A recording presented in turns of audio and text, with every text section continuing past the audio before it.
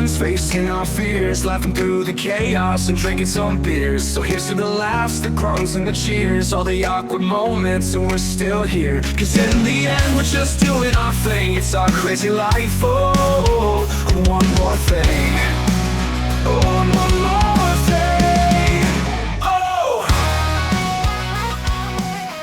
Hey everyone, I am Rob and welcome to Oh and One More Thing. Hey, and I'm Brian. It's our podcast where we are brave enough to Google it live and pretend it was planned all along. Nobody knows the difference. That's exactly what happens. Hey, speaking sometimes. of Google, so recently I got noticed, because we use, I use Google for most everything, but I also use Google for our storage for this podcast. Yeah. And they bumped me up from my 2 terabyte plan to my 5 terabyte plan for no reason whatsoever. Really? No, the reason is because of AI. What do you mean? Well, because they're getting more into AI, so apparently they're giving more storage because of it. Oh, that's great. Well, it is great, but it's weird though, isn't it? You So we can save more podcasts, yes, right? It's so true. Yeah, but you use AI a little bit in your daily life, work life. I do. Yeah. Learning it, to how to tie it into my business, and Yeah.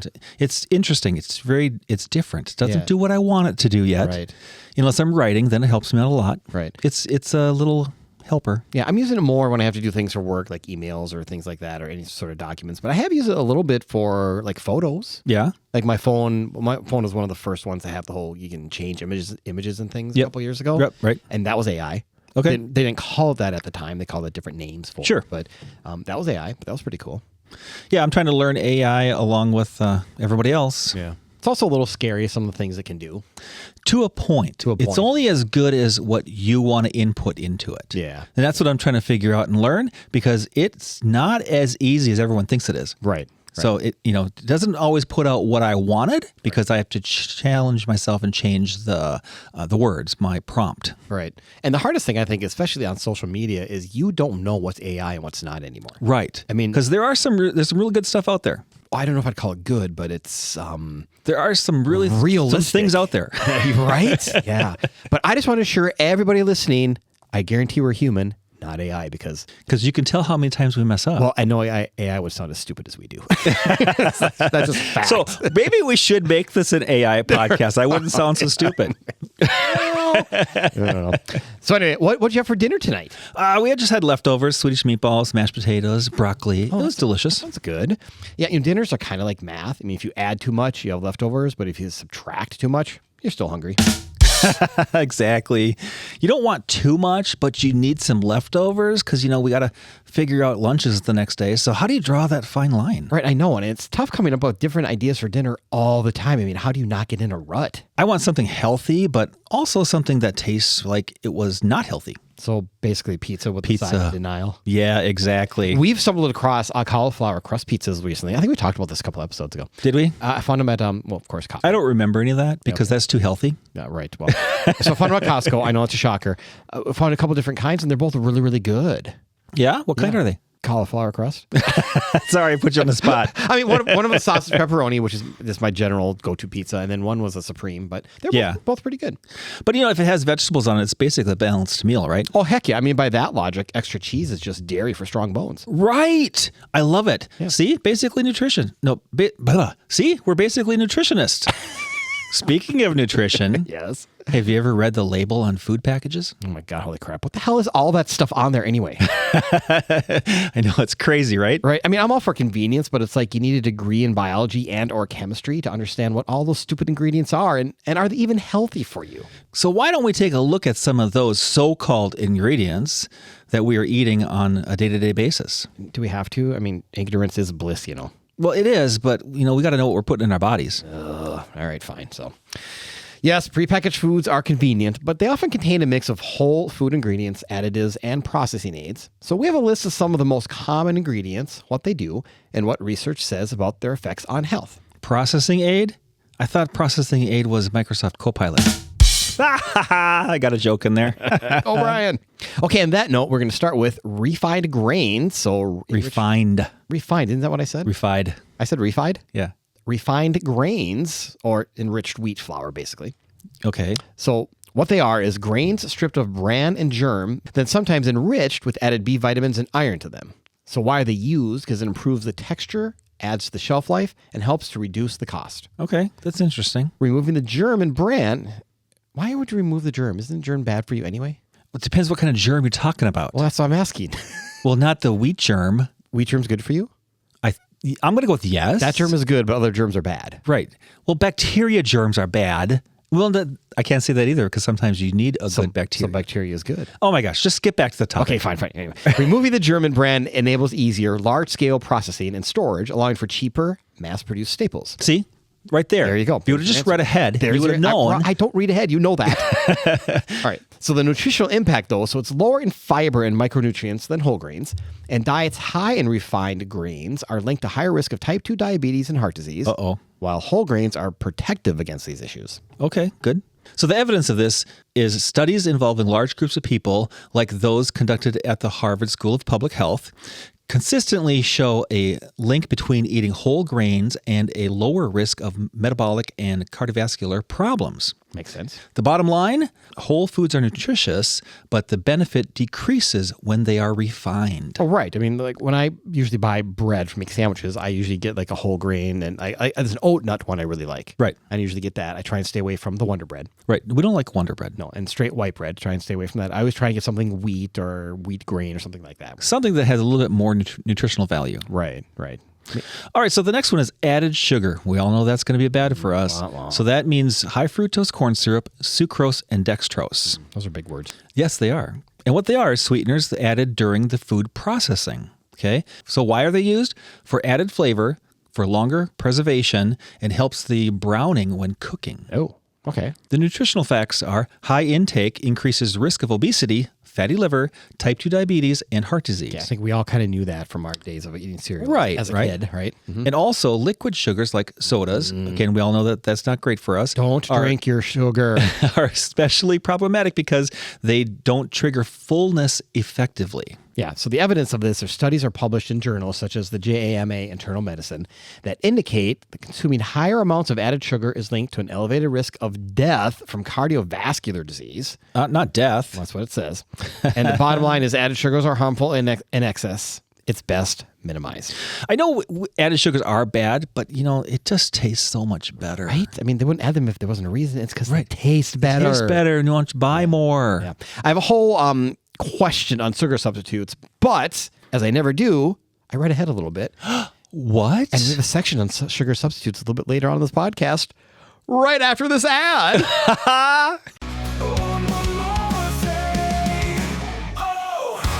Hey, Brian. Hey, Rob. We all know that Spring Green fertilizes our lawn and sprays for weeds. And it looks fantastic. Did you also know they offer a bunch of other services? Like making mosquitoes go away? We love our mosquito-free yard, especially in Minnesota. Mosquitoes are the official state bird, right? I'm fairly certain it's the loon, but yes, no mosquitoes rock. And liquid aerations rock. And mechanical aerations and overseeding and lawn insect control. Oh my! And don't forget about the total home pest and rodent control. That's right. My house is mouse-free. See what Spring Green can do for you at spring-green.com for a personalized quote specific to your property. That's spring-green.com. And tell them and one more thing sent you. All right, so the next one we're going to go over is industrial seed oils. That'd be soybean oil, corn oil, canola oil, those kind of things. Okay. So what they are is they're highly refined vegetable oils rich in omega-6 fats. Okay. And they're used because they're cheap, they have neutral flavor, and really long shelf life. Well, it's probably good, I guess. Probably a good thing. So the nutritional impact is they provide essential fatty acids. The excess omega-6 relative to omega-3 may promote inflammation, though this is debated. And when repeatedly heated, for example, deep frying, they can form harmful oxidation products. Ooh, not good. The evidence of this, the American Heart Association supports replacing saturated fats with unsaturated vegetable oils to lower the LDL cholesterol. That's the bad one, right? I believe so. Yes. Okay, so the bottom line of this is they're not inherently harmful, but quality and the balance matter. Okay, so but what are the omega-6 fats? You only hear about the omega-3 fats. Okay, so the omega-6 fatty acids are a type of essential polyunsaturated fat, or the PUFA, found in the vegetable oils, nuts, seeds, and processed foods. They are necessary for health, supporting brain function, skin health, and hormone production. but should be consumed in moderation alongside omega-3s, as high intake can contribute to inflammation. So far of the first three I've heard is moderation is key, Moderation is key. right? Like anything. And here's my issue though, like deep fried foods. Yeah? How can you not like deep fried foods? But that's exactly what this whole industrial seed oils is it's all deep fried foods. Well, not always. Mostly is. Mostly, but yeah. So if I'm buying, I know you make everything from scratch. I don't. So I'm breaking out my bag of frozen onion rings from the grocery store. Rob. But I put them in my air fryer. Okay, well, that's partially better. But, you know, when they made those pre-processed foods Yeah. in the factory, Yeah. they used a lot of already probably omega-6 fatty acids to pre-cook them. Which is why they taste so good. But yes, I'm going to break you of that habit pretty soon. No, you're not. But I agree. Moderation is key. Like, have a couple, awesome, but don't eat the whole damn bag. Right, because Yeah. you ever read the serving size? Oh, it's like 2. Right. Yeah. Stick to the serving size. Well, But can you? I can't do that. Who can do that? I ate like half a bag of chips before I realized the serving size was 3 chips. You know, like the scoop of ice cream I take out of my thing, like it's like 2 tablespoons is like the serving size.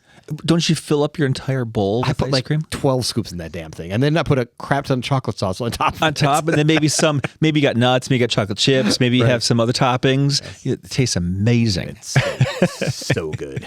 All right, so the next one we're going to talk about is sodium. We all know that's going to be bad, right? Salt, sodium phosphate, or sodium nitrate. So what it is a preservative and a flavor enhancer. Duh. You ever put salt on something, it tastes much better, right? Of course. So it's used obviously for taste and for food safety. So the nutritional impact is that high sodium intake increases blood pressure and cardiovascular risk. Well, I get that. I have high blood pressure, so that's the first thing they tell you is watch your salt intake. Yeah, but it tastes so good. Why? I can't. Just like the onion. Just take more pills. Exactly. I mean, and obviously the evidence of this, the World Health Organization recommends limiting sodium to reduce hypertension and heart disease risk. Heart disease, not good. Nope. And the bottom line is necessary in small amounts, harmful in excess, but it's very common in packaged foods. What about those onion rings you just spoke of? What about them? Could they be high in sodium, Rob? We're not talking about that. Have you ever looked at the sodium label? But here's the thing that I do like a lot. I put on a lot of my foods, not regular table salt, but I put garlic salt on a lot of things. Okay, so do you not think there's still salt in garlic Well, salt? of course there is, but there's also garlic, which It's is good in for the you. name, Rob. I understand, but garlic's good for you, so I'm offsetting it. Yeah, garlic can be good for you. Fresh garlic. What about Mrs. Dash? Oh, that's terrible. But it's not salt. Yeah, but it's full of I preservatives. know, but remember when that first came out, like they piped that as the non-salt alternative and used a Right. ton of this instead of salt. I'm Yeah. like, dude, it's the same damn It's thing. terrible. It's different, but it's the same. If anybody remembers Mrs. Dash. Mrs. Dash. I remember the song even. All right, next one. So preservatives. So BHA, BHT, sodium benzoate. What the heck are those things? All they're chemicals that prevent spoilage. Okay, And they use them to extend the shelf life. right. But the nutritional impact is they're approved in regulated amounts, but some, for example, the BHA and the BHT, have raised concerns in animal studies at high doses. Okay, so the evidence of this is regulatory bodies like the U.S. Food and Drug Administration deem them safe within established limits, though long-term human data is limited. Okay, so the bottom line, generally considered safe in small amounts, long-term effects still being studied. Right. So what happens in high doses? I think you die. Wah, wah. So what is a BHA and BHT anyway? I think there's a reason they gave us the initials. 'Cause I think these are really, really long words. Right. I wish you luck, my friend. Okay, so BHA, I'm sorry. So BHA is butylated. Butylated. Yeah. Hydroxynsol.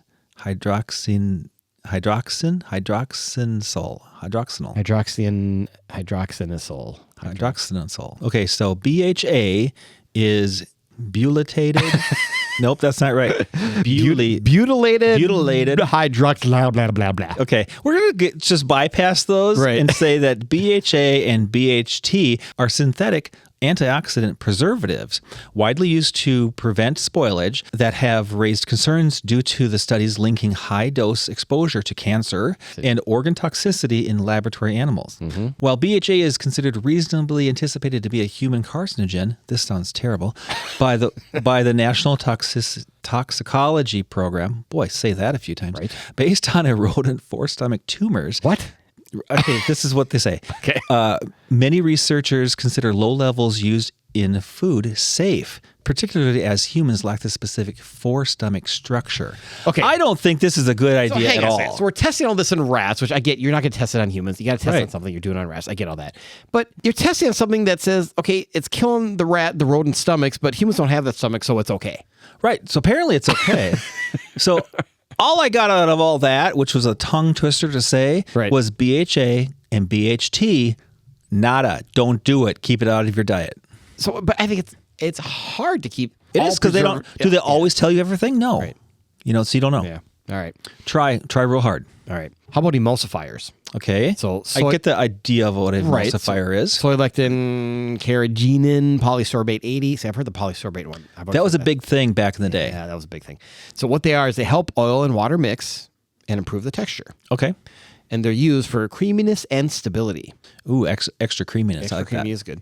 The nutritional impact is emerging research suggests some emulsifiers may disrupt gut microbiota. I always thought that was microbiome. But anyway, microbiota. Microbiota, and promotes inflammation. Okay. And their evidence of this is studies published in Nature in 2015 found certain emulsifiers altered gut bacteria and increased inflammation in mice. Oh, we're back to the so rodent research. obviously it would do it in me too, right? Yeah, obviously. I mean, we're exactly the same. Right. So the bottom line of this is more research is needed. Frequent intake may not be good. Here's my problem with all this. Can I go back to my first comment where ignorance is bliss? No, because you're going to, you die. Okay, I know people that were chain smokers that lived to 90 and the ones that died at 45. I know hippie granola freaks who lived to be 90 and died at 45. I don't think it matters. I don't know what I'm eating. I think it does matter a little bit. You should try to keep these processed chemicals out of your body. Does that include like Doritos? You don't think those are processed? I know, but I love them. No. so You good. need to break some habits there, buddy. Okay, so artificial colors, red 40, yellow 5, blue 1. Never heard of blue 1 Okay, before. but this has been like a hot topic lately. Like, Yeah. they're pulling all these out of a bunch of All stuff. the right? red's getting pulled out. Yeah. It's pretty cool. So, though obviously they are synthetic dyes, Okay. and they're to enhance the appearance, to make it look tastier, Okay. better. You want to eat more of it. Right. Your So- Doritos have red 40 in them. So why is that a bad thing? So the nutritional impact is there's no nutritional value. It just makes them pretty. Makes them pretty. That's Okay. it. So you want to eat more because it looks good because you Right. eat with your eyes. Right. Some studies link certain dyes to hyperactivity in sensitive children. Well, kids are hyper in general. Well, do you want them more hyper? Isn't that what sugar is for? Right. Give them a soda. Right? So the evidence of this is the European Food Safety Authority requires warning labels for certain dyes due to possible behavioral effects. Right. And the bottom line is they're cosmetic, they're best minimized, especially for children sensitive to them. Okay. So back to our comment just a minute ago when some of the red dyes are being taken out. Yeah. The FDA has banned red dye number 3. So apparently, That's what I've been red dye number 40 is okay. That one's fine. Number 3. All right. So they're taking it out of foods and ingested drugs due to cancer risk found in, of course, what else? Animals. Animal studies. While already banned in cosmetics since 1990, the new federal ban requires food manufacturers to phase it out by January 15th, 2027. So that's coming up quick.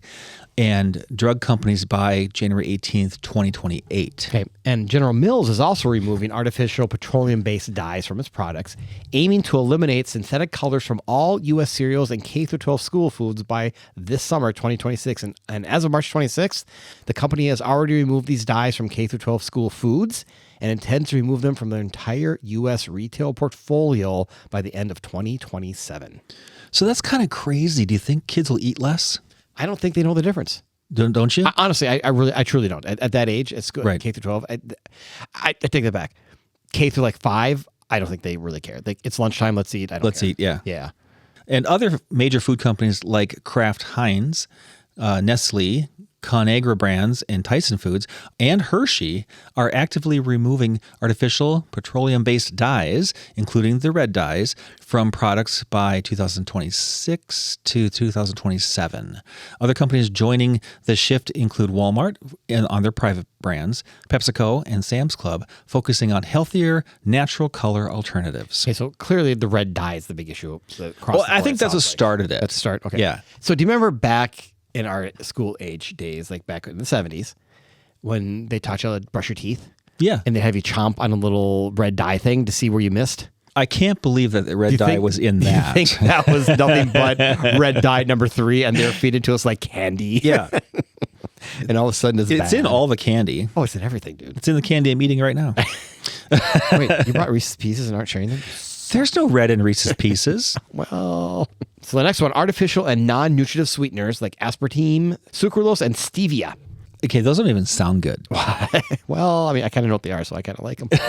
So low or zero calorie sugar substitutes, and they're used because you can sweeten stuff without the calories, obviously. Yeah. Where do you think your 0 calorie Mountain Dew comes from? Yeah, but it doesn't taste good. Oh, it does too. Zero sugar Baja Blast from Taco Bell is the best. No, it's not. You can know always anything. taste that fake sugar. Whatever, moving on. The nutritional impact, it may help reduce calorie intake short term, but some observational studies link high intake to metabolic changes, though evidence is mixed. And here's the part we've talked about before. Yeah, we have talked Because about it. I think your mind, it may be zero sugar, the nutritional fact may be nothing in there, but your mind doesn't know the difference. It does, and I will argue that point because back in the day when I did drink soda, and we were Diet Pepsi people, and it came to the point where I couldn't drink it anymore. I had to switch over to regular Pepsi because I couldn't take the taste. Well, that's more of a you issue, the taste issue.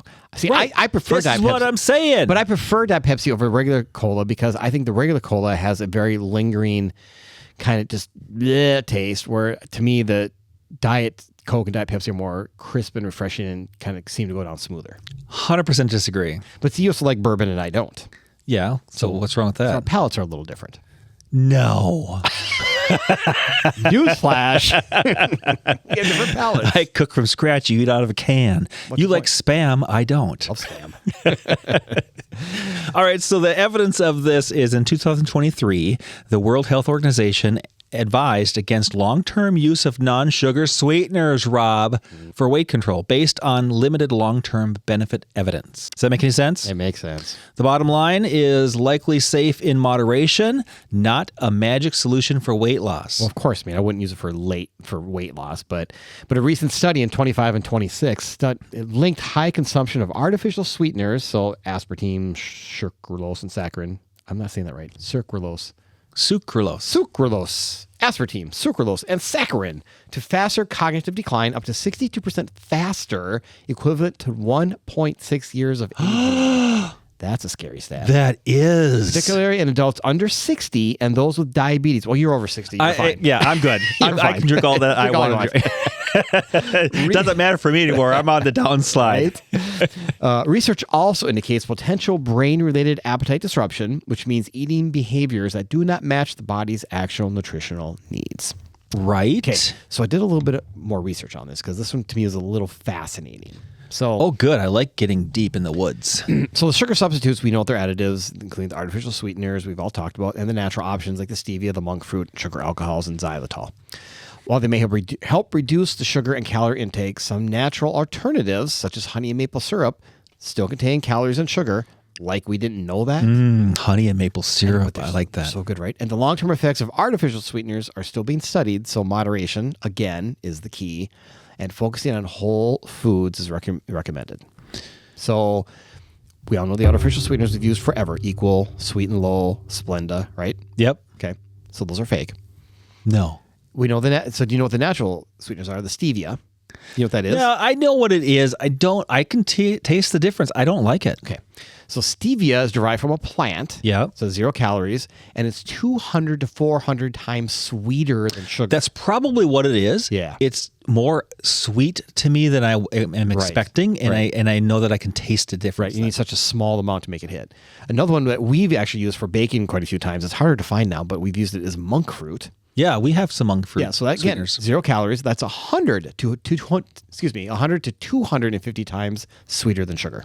Wow. So again, you need a very, very small amount. So it tells you to use a tablespoon of sugar. You need like a freaking milligram of stevia or monk fruit. Okay. You need, like nothing. Sugar alcohol, so xylitol, erythritol, and sorbitol, those are low calorie, found in a lot of sugar-free products. And I'm pretty sure that's what you're tasting.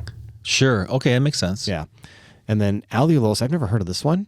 It's a low calorie. It's naturally present in some foods. I've never heard of that before. No, I haven't either. Yeah.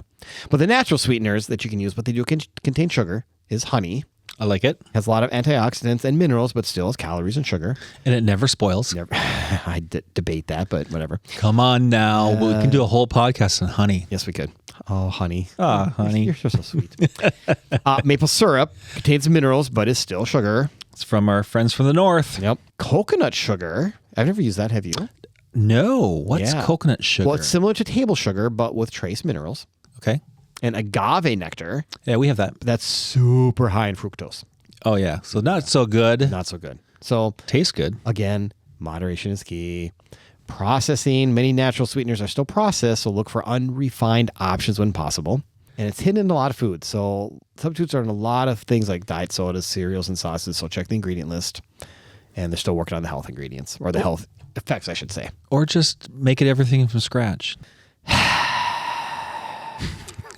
Moving on. All right. So the next one is trans fats, partially hydrogenated oils. Okay. So what they are is artificial fats created to solidify oils. And they're used to improve shelf life and texture because you always like good texture while you're eating. Texture. So the nutritional impact is strongly linked to increased heart disease risk. Pretty much everything we've been talking about. In Everything. Every single one Right? of these is some kind of bad heart disease thing. Yeah, but that's what I think we've known about for a while because the evidence of it's banned in a ton of countries. The U.S. Food and Drug Administration determined they are not generally recognized as safe, but yet they haven't banned them. So FYI, they're bad for you, but do what you But want. just eat them anyway. Yeah. And the bottom line is they're harmful. Now they're now pretty much largely removed from the U.S. food supply. Food companies removed roughly 98% of artificial trans fats from the U.S. food supply between 2015 and 2018, following FDA regulations that effectively banned these oils, but didn't ban them, but effectively banned them.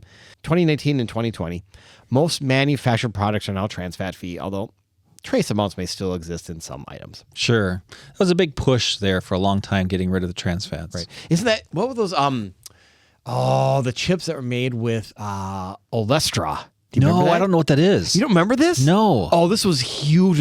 I was also working at Target, so I think it was the early 2000s. Okay. This was the next big breakthrough in chips, in Okay. snack foods. The oil they were made in was Olestra. What is Olestra? I thought that was a pole dancer. It's a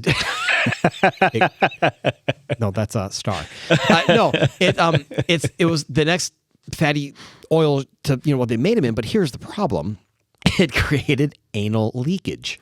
Okay, that does not sound So, good at all. You'd eat half a bag of them, and then next thing you know, 2 or 3 hours later, You're pooping your pants. no, you're not pooping. There's this little oil leaking out of the backside of the bum, and there's absolutely nothing you can do to stop it. Like you can't squeeze hard enough to stop it; it would just leak out. That's gross, Rob. You don't remember this? No, but Maybe I remember more because I'm going to have to look it up. I may remember more because I worked in retail, and it was like a huge thing. Like they ripped them off the shelf so freaking fast. Oh, that's so Destroyed them all. gross. It lasted. I mean, it was probably 3-4 months, and those suckers were gone. Ugh, Yeah. Weird. Anyway, Okay, so what about all of those ingredients on the labels that we cannot pronounce? isn't that pretty much everything we just talked about tonight? Yeah, well, we There's kind more? of got them. I know those are the worst, but they're usually something like carrageenum, Carrageenum. maltodextrin. Okay, what about this one? Zodicarboneuramide. Oh my God, there's a lot of consonants in that word. Xylitol, heard of that one, Yep. and tocopherol, I've never heard of that one. tocopherol. I've never heard of that either. So these are generally used as preservatives, stabilizers, thickeners, and sweeteners. But here's the thing. If you can't pronounce it, you probably shouldn't be eating it. Amen, brother. That's right. Yeah. Hey, have you heard of an app called Yucca? It's yucca. Hey, have you heard of an app called Yucca? Yes, actually. Well, I haven't. So what is it? I have it on my phone. Oh, you do? Yeah, you just scan a UPC code on any product in the store anywhere. Okay. And it immediately tells you if it's a good product, a medium product, or a bad product for you to ingest, to eat. It's amazing. It has a ranking system and everything, and you can tell right away without having to read this huge label, this is bad, don't buy it. So here's my question. Who determines if it's bad for you? The yucca people. Okay, well, how do I know that I trust the yucca people? It's based on all the things on the list that we just read. So basically what you're telling me, it's online, therefore it must be true. Again, Rob, yes, I believe everything online. You know this about me. do know And this. who writes this content but me? So I right. believe all of it. all. Again, we're human, not AI. And I believe Yuka's telling me what to eat and not to eat. And honestly, that sounds like a pretty cool app. Like if you're curious about if something, if you're trying to determine between 2 or 3 products, here's just going to give you the best option. Right. It's an opportunity to Yeah. at least look at the 2 or 3 options you've got and say, let's pick the best one. Right.